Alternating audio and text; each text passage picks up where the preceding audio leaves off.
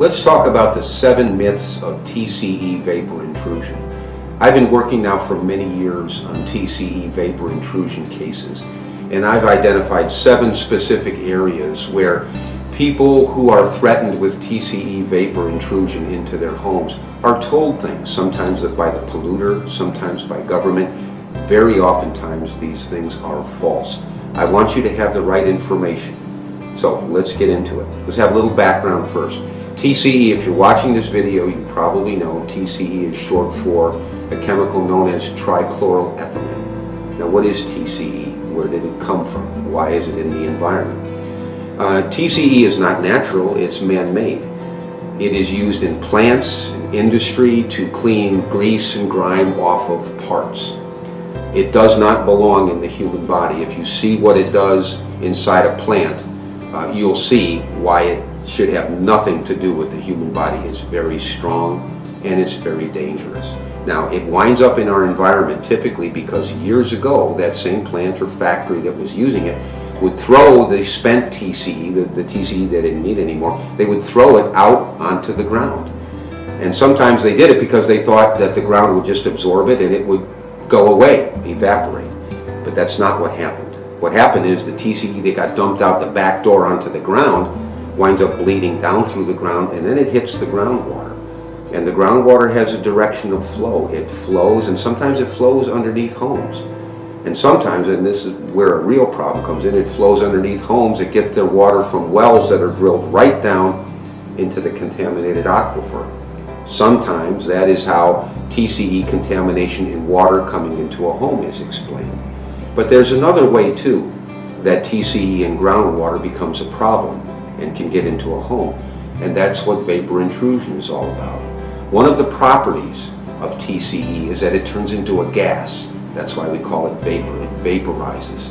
So it turns into a gas, it comes up off the plume, it rises up through what is called the soil column, it rises up through the dirt, in other words, and it starts to move toward whatever structure, whether it's a commercial building or a home, sits up on top of that groundwater plume.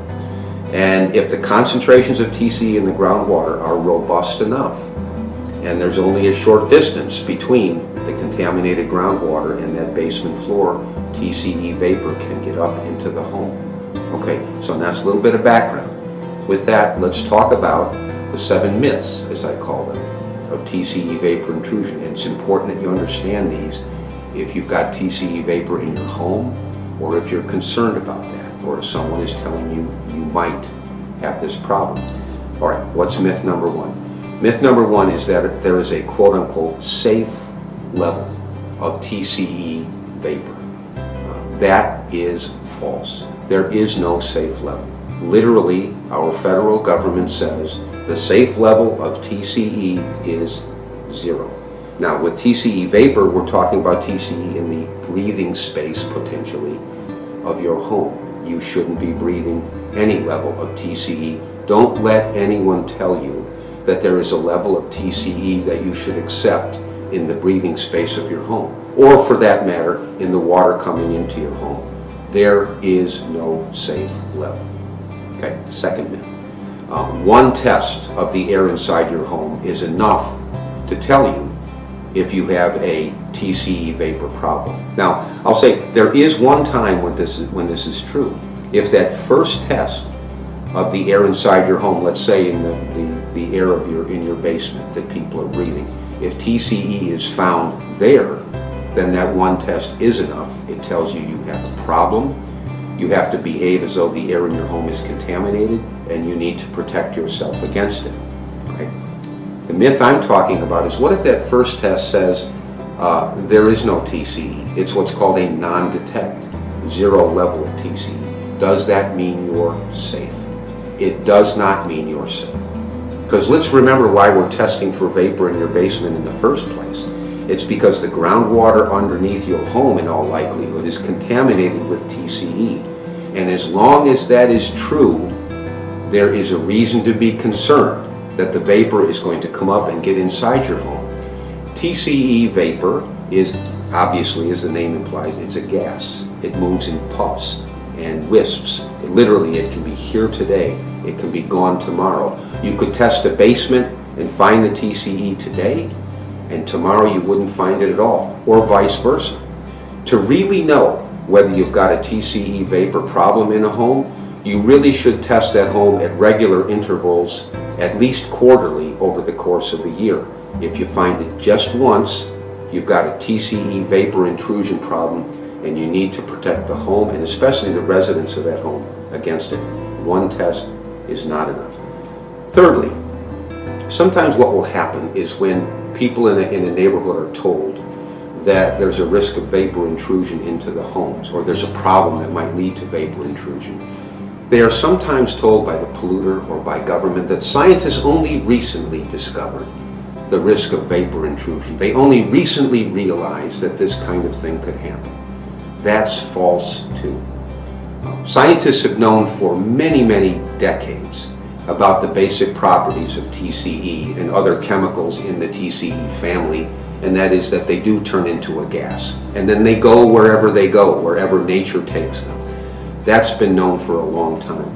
But specifically, the risk that TCE in groundwater can turn into a gas, bubble up through the soil and slip inside a home, that's been known since at least the 1980s. So as I'm making this video, this risk of vapor intrusion has been known at least for 30 years, and in some areas really longer than that. So don't let anybody tell you, don't let anybody try to excuse the fact that they're only now looking for vapor intrusion by the fact that, or by the supposed reality that we are only learning about vapor intrusion now.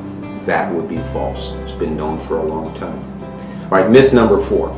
So many people think, well, listen, I've got a concrete basement floor, and maybe it's a brand new home, and so it's a freshly poured concrete basement floor. I don't see any cracks in it, so I'm safe, right? TCE vapor can't get into my home. Not true. I understand the logic of it, and you certainly think that should be true, but it's not.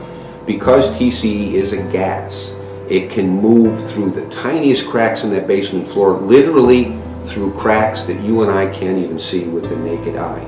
So don't assume that because you've got a concrete floor, maybe a concrete floor with wood on top of it, and maybe a carpet on top of that, you'd think we're protected, right? We've got sort of lots of layers protecting the breathing space of our basement against TCE vapor intrusion. No, you've got to understand how durable and persistent TCE vapor is. It looks for cracks, like all gases do. It looks for places to go, and when it sees an opening, it goes, and it doesn't need much of an opening. Myth number 5.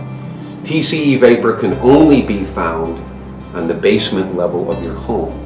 Sometimes people assume that, and they think, well, if we stop living, stop spending time, stop breathing the air in the basement, we'll be okay, because it can't get up, say, to the middle floor, or if you have a floor up above that, sometimes where all the bedrooms are, it'll never get up there, right?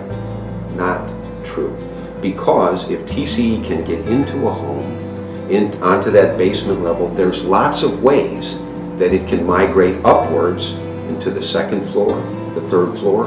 And how is that? It seems to not make sense, right?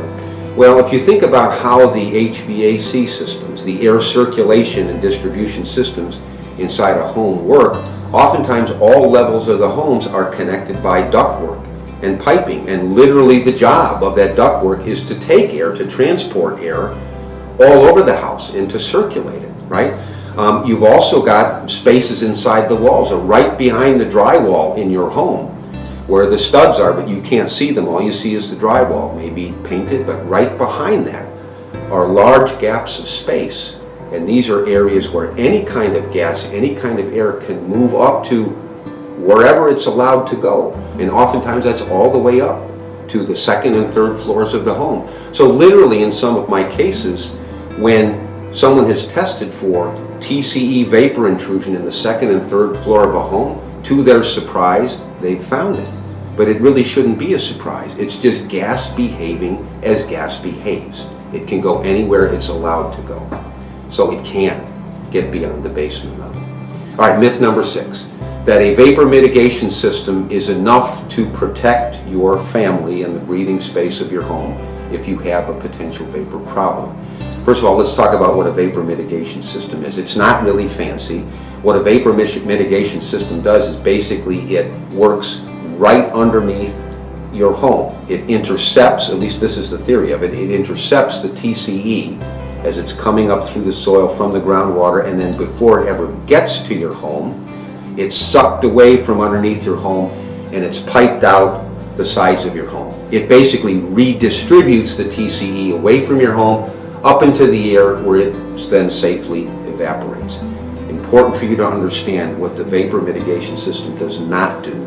It does not clean up the TCE. It does not fix the source of the problem, which is the contaminated groundwater underneath your home. It just directs it away from your home. Now, the very best vapor mitigation systems do a very good job, although not a perfect job, in keeping the TCE out of your home. I'm involved in a case right now where there are a number of homes which had vapor mitigation systems, and pretty good ones, installed. And then after they were installed and proven to be functioning and working the way they're supposed to be working, the air inside that home was tested. And lo and behold, even though you had a working vapor mitigation system, there was still TCE that had made its way past that system, past the supposed protection that system offers, and still made its way into the breathing space of the home. And then you have the problem with any vapor mitigation system, as you have with any machine, and that's what it is, it's just a machine. Sometimes they break down, sometimes they don't work the way they're supposed to. Bottom line, they're not perfect.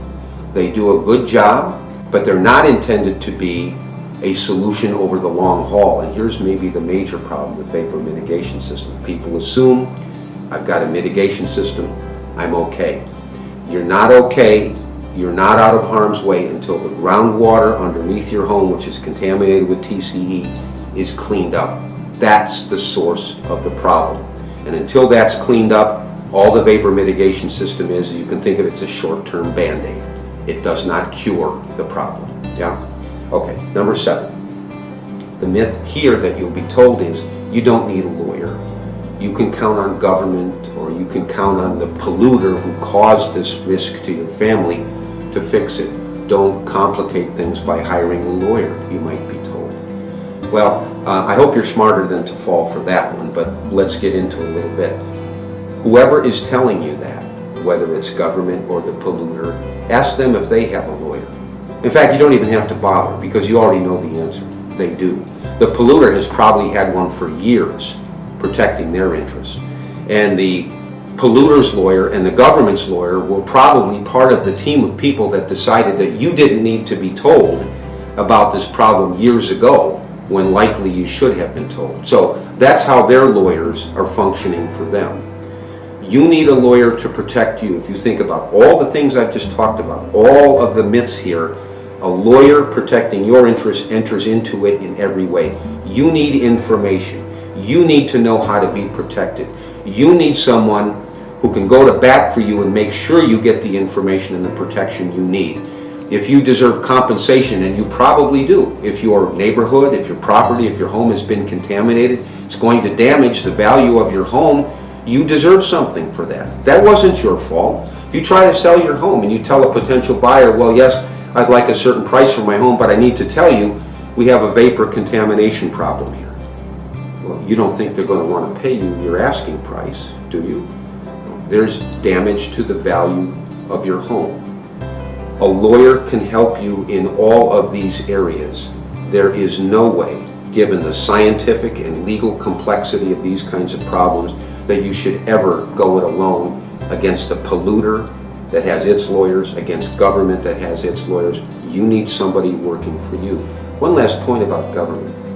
There are good things that government can do if they had the resources to do them, and frequently they don't. If they had the competence to do them, and frequently they don't.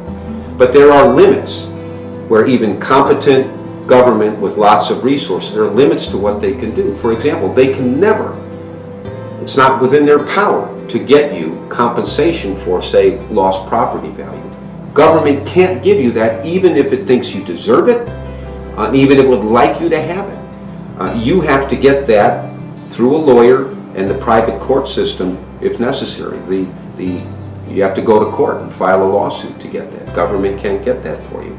So for all kinds of reasons, given the importance of this problem, its complexity, its financial significance to your family, and the importance to your family's health, you really need a lawyer fighting for you. Don't let anybody tell you that you don't need a lawyer to help you.